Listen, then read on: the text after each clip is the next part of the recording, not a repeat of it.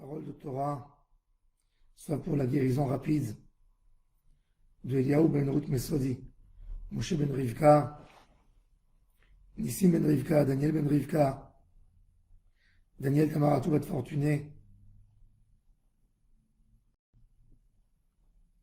Avraham ben Saouda, Moshe Refa, Nissim ben Kamil.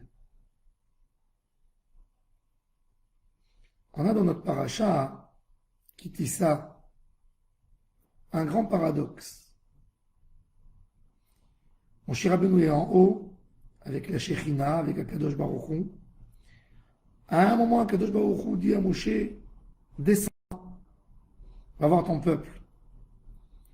Ils ont fauté dans la plus grosse des fautes.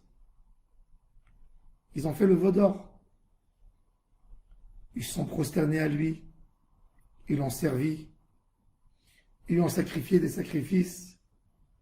Et ils l'ont nommé Dieu. Moshe se dépêche de descendre. Mais avant de descendre, il prend avec lui les tables de la loi. Ces tables qu'Akadosh Baruch Hu a gravées dessus les 10 commandements, les a sculptés. Il prend le plus grand souvenir divin pour le ramener en bas. Les anges essayaient de l'empêcher. Qu'est-ce que tu prends ça? À quel peuple tu l'amènes? Si Moshe a compris qu'il fallait les prendre et qu'il fallait justement renforcer le lien avec Hachem, alors regardez maintenant ce qui se passe quand il descend en bas. Il rentre dans le camp d'Israël et devant tout le monde, il casse les tables de la loi. Tu casses quelque chose qui n'est pas à toi, quelque chose de divin, qui a été fait par Hachem, qui a le nom d'Hachem écrit là-dessus. Alors, si c'était pour prendre pour casser, il ne fallait même pas prendre. Moshe a été félicité sur cet acte. Il dit qu'il a cassé les tables. Hachem l'a félicité. Pourquoi il prend et pourquoi il casse? Il y a un enseignement extraordinaire. Dans l'âme Israël, vous savez, on a tout type de juifs, tout type de personnes. Pour moi, j'aime pas titrer les gens comme des religieux ou des non-religieux. J'aime dire des gens qui font plus et des gens qui font moins. Des gens qui font et d'autres qui font beaucoup plus. Il n'y a pas un juif laïque. La laïcité, c'est chol en hébreu. C'est profané.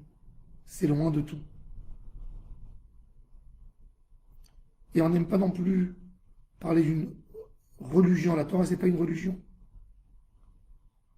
Comme toutes les religions l'apprennent dans le monde.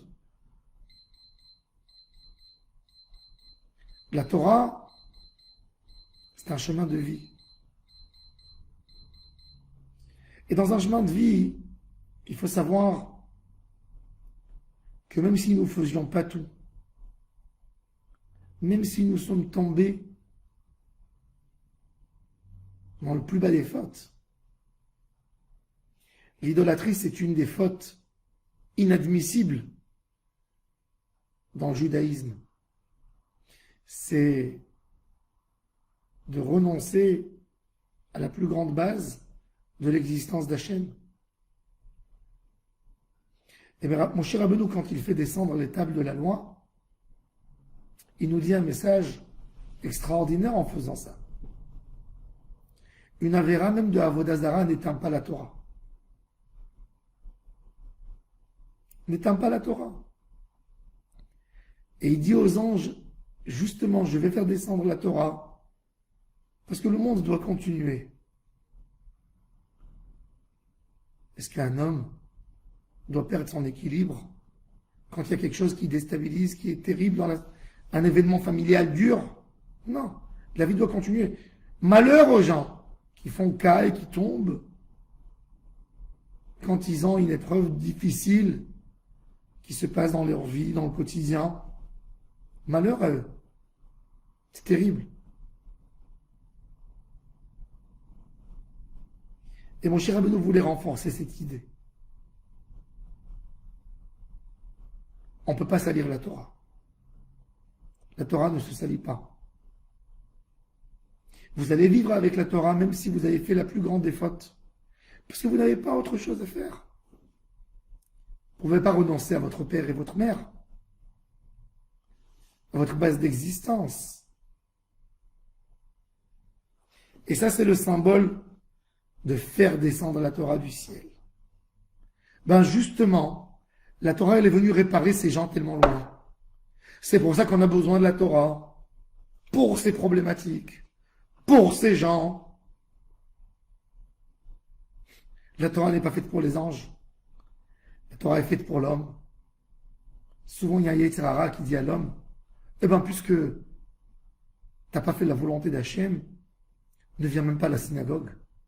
Faux! C'est pour toi que la Torah elle a été faite. La Torah est consciente de tes difficultés, de tes problèmes,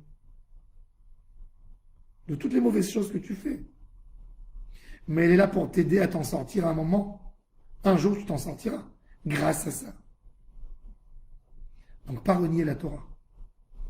Pas avoir cette fausse idée tordue que si je fais ou tout ou rien. Non. Il n'y a pas ou tout ou rien.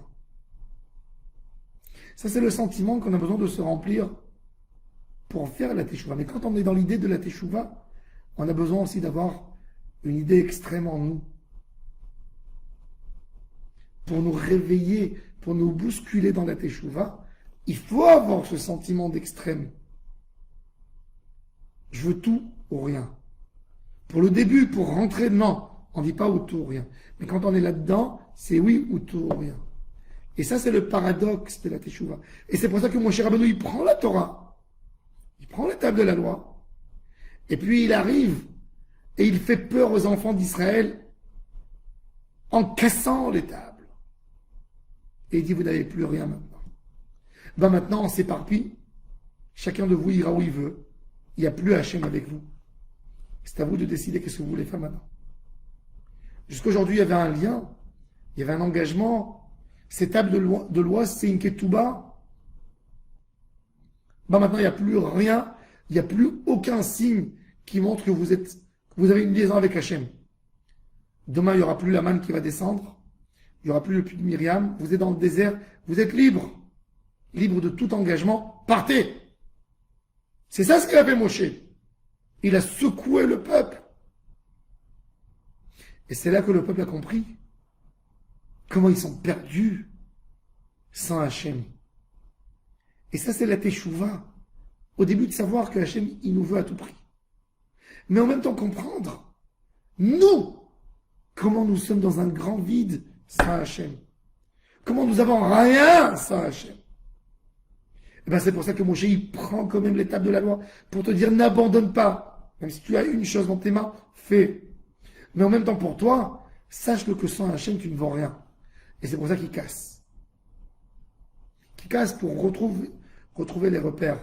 Ça, c'est l'idée de cette notion. Et on va développer encore ce qui s'est passé suite à la faute du Vaudor dans les shiurim qui vont venir les attacher dans cette semaine.